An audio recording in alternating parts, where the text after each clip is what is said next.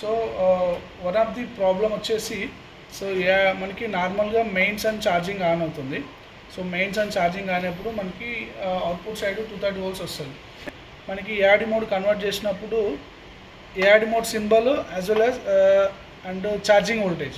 So ARD symbol and charging voltage వచ్చినప్పుడు ఇది ఒక ఎర్రర్ అనేది దీంట్లో. సో అప్పుడు మనం చెక్ చేయాల్సిన పాసిబిలిటీస్ ఏంటంటే, మీరు చూసినట్లయితే న్యూట్రల్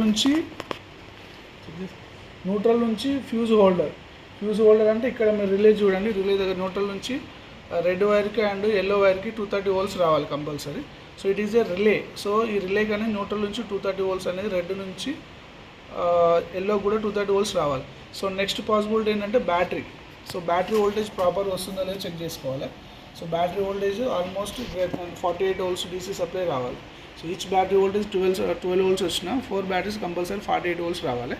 సో నెక్స్ట్ వచ్చేసి ఛార్జింగ్ సర్క్యూట్. సో ఇది ఛార్జింగ్ కార్డు. సో తర్వాత ఛార్జింగ్ వోల్టేజ్ ఇక్కడ ప్లస్ నుంచి ఇక్కడ మైనస్కి మనం ఛార్జింగ్ వోల్టేజ్ చెక్ చేసుకోవాలి, విచ్ ఈస్ 45 volts నుంచి 55 volts అనేది బ్లింక్ అవుతూ ఉంటుంది. సో నెక్స్ట్ వచ్చే పాసిబిలిటీ ఏంటంటే finally it is a charging circuit ఇది. సో ఈ ఛార్జింగ్ సర్క్యూట్ పిన్ అనేది సమ్టైమ్స్ లూజ్ ఉంటుంది.